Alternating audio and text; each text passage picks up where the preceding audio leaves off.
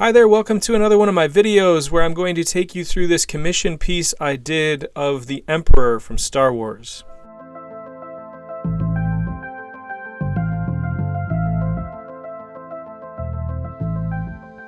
So I have a client that I have worked with before that has commissioned me to create a blank cover sketch of the Emperor from Return of the Jedi after he just lit up one of his Imperial admirals or whatever those guys are. But I wanted to take you a little bit behind the scenes before I start the sketch, and this is a thumbnail sketch in a sketchbook with a pen, just a really rough idea of the way that it's going to be laid out.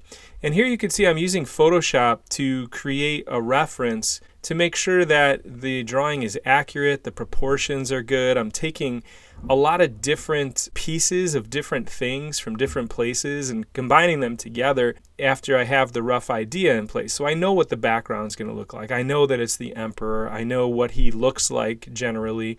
I wanted to show this body laying on the ground, so I brought that in from a piece of stock photography.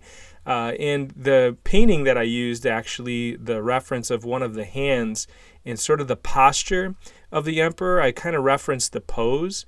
I wanted him to look like he was kind of, leaning back confidently into his seat after zapping this guy, and not like you're used to seeing him in Return of the Jedi, where he seems like this really fragile, ancient character that really doesn't have anything left in the tank. This is just after he lights somebody up. So you're seeing him at a moment of confidence when he just sort of leans back and he's like, I'm running the show here. So after the Photoshop piece, which I want to go back and talk about a little bit here because I've shown quite a bit of this with the process of the markers, the Copic markers and the blank cover sketch, and how I sort of draw it out with pencil and lay in the color and do some blending, and then I go in with ink and Pro White and all that stuff, and the Prismacolor pencils. So you've sort of seen all of that before in some of my other videos. And if you haven't, please check those out and look at some of those other videos of me drawing, because I talk specifically about the techniques and the materials. But I want to go back to kind of how I use Photoshop to create reference, because I think that's important in it's sort of, I learned this lesson sort of unexpectedly.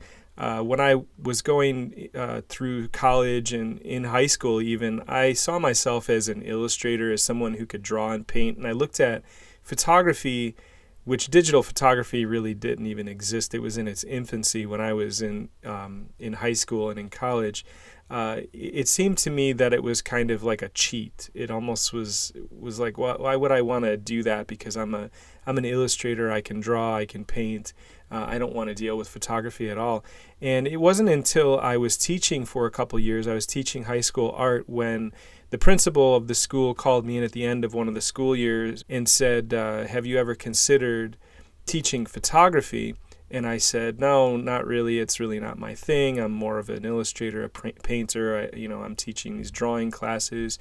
And he said, well, if you're not interested in teaching photography, you probably don't have a job next year. So on second thought, I'd love to teach photography.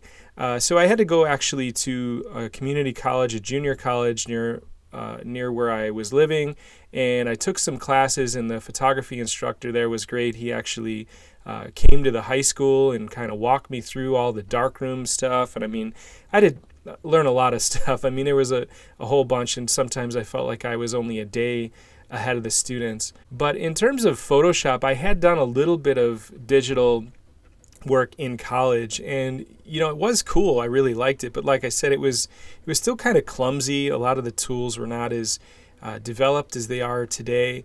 And I started to figure out ways that I can incorporate what I was learning about Photoshop and what I was learning about digital art into what I was doing traditionally, and how that could help me to improve my artwork that way. So I guess the point is, I didn't really see it laid out in front of me like, I'm acquiring these skills that are going to help me improve my illustrations.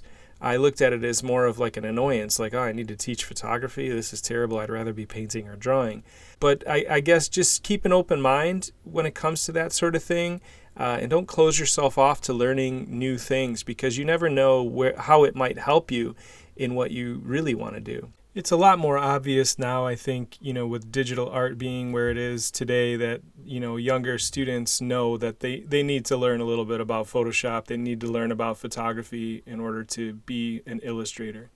And here you can see at the end, just showing you a couple of shots of the finished piece. The client is going to take this to Star Wars Celebration in Anaheim and get an autograph from Ian McDermott, the actor. I sent the client a preview. He was super happy with this. So I hope you enjoyed that. I'll see you next time. Thanks for watching.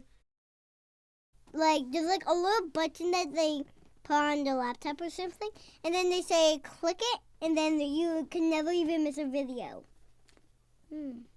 That's if you subscribe.